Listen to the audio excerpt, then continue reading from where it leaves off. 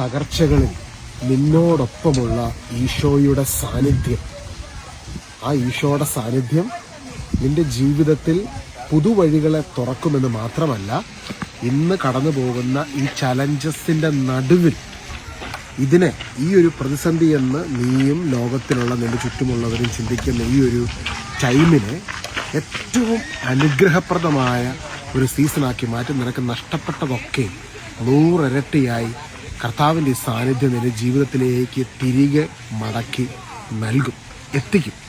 ഈശോ പറഞ്ഞു, ആദ്യമേ എൻ്റെ രാജ്യവും എൻ്റെ നീതിയും നിങ്ങൾ അന്വേഷിക്കുവിൻ, അതോടുകൂടെ സകലതും നിങ്ങളോട് ചേർക്കപ്പെടും. ഇന്നേ ദിവസം ദൈവസാന്നിധ്യം നമ്മളെ പൊതിഞ്ഞു പിടിക്കുന്നതിന് നമ്മൾ ചെയ്യേണ്ട ഒറ്റ കാര്യമുള്ളൂ, ദൈവരാജ്യത്തെക്കുറിച്ചും ദൈവനീതിയെക്കുറിച്ചും തിരയുക. അതെവിടെയാണ് നമുക്ക് ഈ 2 കാര്യത്തെക്കുറിച്ചും തിരയാൻ സാധിക്കുന്നത്? യേശുക്രിസ്തുവിൻ്റെ കാൽവരി മലമുകളിലെ പരിഹാര ബലിയിലൂടെയാണ് നമ്മൾ ദൈവരാജ്യത്തിനുള്ളിലേക്ക് പ്രവേശിക്കപ്പെട്ടതും, കൊളോസസ് 1:13. നമ്മുടെ ജീവിതത്തിലേക്ക് ദൈവിക സമാധാനം നിറയപ്പെടുന്നതും, കൊളോസസ് 1:20. അതുപോലെ തന്നെ നമ്മൾ ദൈവത്തിൻ്റെ ആ നീതീകരണവും നീതിയും നമ്മൾ നടപ്പിലാകുന്നതും അതിൻ്റെ പരിപൂർണതയിൽ നമ്മളിലേക്ക് കടന്നു വരുന്നതും റോമ 4:24-25, 2 Corinthians 5:20. ഇതെല്ലാം യേശുവിൻ്റെ പരിഹാര ബലിയിലൂടെയാണ്. അപ്പോൾ ഇന്നേ ദിവസം നമ്മുടെ നീതീകരണവും വിശുദ്ധീകരണവും ദൈവരാജ്യ പ്രവേശനവും നമുക്ക് ലഭിച്ച യേശുക്രിസ്തുവിൻ്റെ കാൽവരി മലമുകളിലെ പൂർത്തീകരണ പ്രവൃത്തിയെ ധ്യാനിക്കുമ്പോൾ ഇന്ന് ദൈവത്തിൻ്റെ സാന്നിധ്യം നമ്മുടെ ഉള്ളിൽ വന്ന് നിറയപ്പെടുകയാണ്. ഈശോ പറഞ്ഞു, എൻ്റെ പിതാവിൻ്റെ ഭവനത്തിൽ അനേക വാസസ്ഥലമുണ്ട്, ഞാൻ നിങ്ങൾക്ക് വേണ്ടി വാസസ്ഥലം ഒരുക്കുവാൻ വേണ്ടി പോവുകയാണ്. കർത്താവ് കുരിശിൽ മരിക്കുന്നതിന് മുൻപ് അത് പറഞ്ഞു. കുരിശിൽ മരിക്കുന്ന സമയത്ത് നമ്മളെ പിതാവാം ദൈവവുമായിട്ട് അനുരഞ്ജനപ്പെടുത്തി ഇന്ന് ദൈവം നമ്മുടെ ഉള്ളിൽ വന്ന് വസിക്കുകയാണ്. നിങ്ങളുടെയും എൻ്റെയും ഉള്ളിൽ നമ്മൾ ദൈവത്തിൻ്റെ ഒരു വാസസ്ഥലമായി തീർന്നില്ലേ? കൊളോസസ് 1:27. ഇതാണ് പുതിയ നിയമത്തിൻ്റെ സത്യം. മഹത്വത്തെക്കുറിച്ചുള്ള പ്രത്യാശ ക്രിസ്തു നിങ്ങളുടെ ഉള്ളിലുണ്ട്. ഇതാണ് സർവ്വവിജ്ഞാനം. മാത്രമല്ല, നമ്മൾ ദൈവവുമായിട്ട് ആത്മാവിൽ അഭേദ്യമായ ഒരു കണക്ഷൻ്റെ ഉള്ളിലേക്ക് പ്രവേശിക്കപ്പെട്ടിരിക്കുകയാണ്.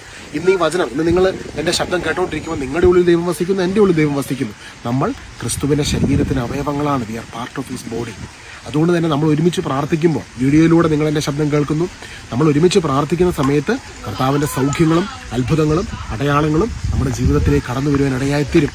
അപ്പസ്തോല പ്രവർത്തനങ്ങൾ നമ്മൾ കാണുന്നുണ്ട്. യേശുവിൻ്റെ നാമത്തിൽ അവർ പ്രാർത്ഥിക്കുമ്പോൾ പിതാവാം ദൈവം അത്ഭുതങ്ങളും അടയാളങ്ങളും വീര്യപ്രവർത്തികളും ചെയ്തു. കാരണം എന്താ? ക്രിസ്തുവിന് നമ്മുടെ ഉള്ളിൽ വസിക്കുന്നു. നമ്മൾ ക്രിസ്തുവിലൂടെ പിതാവാം ദൈവവുമായിട്ട് കണക്റ്റഡാണ് യേശുവിൻ്റെ കുരിശിലെ പൂർത്തീകരണ പ്രവൃത്തിയിലൂടെ. അതുകൊണ്ടാണ് നമ്മളൊക്കെ എപ്പം ഒരുമിച്ച് പ്രാർത്ഥിക്കുമ്പോഴും ആ പ്രാർത്ഥനയിൽ പരിശുദ്ധാത്മാവിൻ്റെ വലിയ അഭിഷേകം കടന്നു വരുന്നു.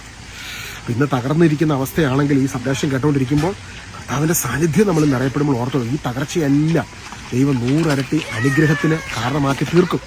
ജോസഫിൻ്റെ ജീവിതത്തിൽ ജോസഫ് തകർന്ന സമയത്ത്, എല്ലാം നഷ്ടപ്പെട്ടു നിൽക്കുന്ന സമയത്ത് വചനത്തിൽ നമ്മൾ കാണുന്നു കർത്താവിൻ്റെ സാന്നിധ്യം അവൻ്റെ കൂടെ ഉണ്ടായിരുന്നു. അടിമച്ചന്തയിൽ നിൽക്കുന്ന സമയത്ത്, അടിമച്ചന്തയിൽ നിന്ന് ഒരാളെ വിലയ്ക്ക് വാങ്ങുമ്പോൾ ആൾക്കാർ എക്സാമിൻ ചെയ്യും, ഈ വ്യക്തിക്ക് രോഗമുണ്ടോ, പകർച്ചവ്യാധിയുണ്ടോ, ശരീരത്തിൽ എന്തെങ്കിലും ന്യൂനതകളോ കുറവുകളുണ്ടോ. അപ്പം നഗ്നനാക്കി നിർത്തിയാണ് അത് എക്സാമിൻ ചെയ്യുന്നത്.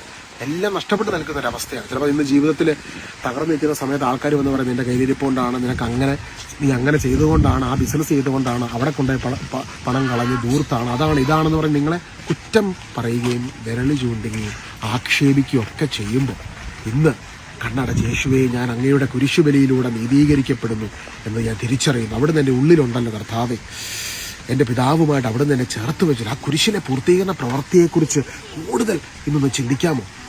യേശു ചെയ്തു കഴിഞ്ഞ പ്രവൃത്തിയുടെ അഭിഷേകത്തിൽ ഇന്ന് നീ നിറയപ്പെടുമ്പോൾ, അതിനെക്കുറിച്ച് ധ്യാനിക്കുമ്പോൾ തന്നെ, കേൾക്കുമ്പോൾ തന്നെ അഭിഷേകം നിറയപ്പെടുകയാണ്. ഈ തിരിച്ചറിവിൽ നിന്ന് ആത്മാവിൻ്റെ അഭിഷേകത്തിൽ ഇന്ന് പ്രാർത്ഥിക്കുമ്പോൾ പരിശുദ്ധാത്മാവ്, നമ്മളൊരു ടാപ്പ് തുറന്നു വിടുകയല്ലേ. ഇപ്പോൾ ചില ടാപ്പിനകത്തൊക്കെ ഇങ്ങനെ എന്തെങ്കിലുമൊക്കെ അടിഞ്ഞുകൂടി വെള്ളം വരാതിരിക്കുമ്പോൾ നമ്മളൊരു പ്ലംബറെ വിളിച്ചത് ക്ലീൻ ചെയ്ത് കഴിയുമ്പോഴത്തേക്കും അതിലൂടെ വെള്ളം വരുന്നത് പോലെ ഓൾറെഡി യേശു ചെയ്ത് കഴിഞ്ഞ പ്രവൃത്തിയിലൂടെ എല്ലാം കണക്റ്റഡാണ്. എന്നാൽ ഇന്ന് വചനം കേൾക്കുമ്പോൾ എല്ലാ മാലിന്യങ്ങളും നിന്റെ ജീവിതത്തിലേക്ക് ദൈവത്തിൻ്റെ അഭിഷേകം കടന്നു വരുന്നതിന് തടസ്സമായ തടസ്സങ്ങളെല്ലാം യേശുവിൻ്റെ കുരിശിലെ പൂർത്തീകരണ പ്രവൃത്തി നീക്കം ചെയ്ത് അവിടുത്തെ ആ പ്രവൃത്തിയിലൂടെയുള്ള നീതീകരണത്തിലൂടെ ഇന്ന് സ്വർഗീയമായ എല്ലാ അനുഗ്രഹങ്ങളും അഭിഷേകവും നമ്മുടെ ജീവിതത്തിലേക്ക് കടന്നു വരുന്നു. പ്രിയ സഹോദര സഹോദരി, 100 ഇരട്ടിയായി അത് നമ്മളല്ല ചെയ്യുന്ന, കർത്താവ് നമ്മുടെ ജീവിതത്തിൽ നഷ്ടപ്പെട്ടതെല്ലാം 100 ഇരട്ടിയായിട്ട് അവിടുന്ന് തിരികെ മടക്കി നൽകും.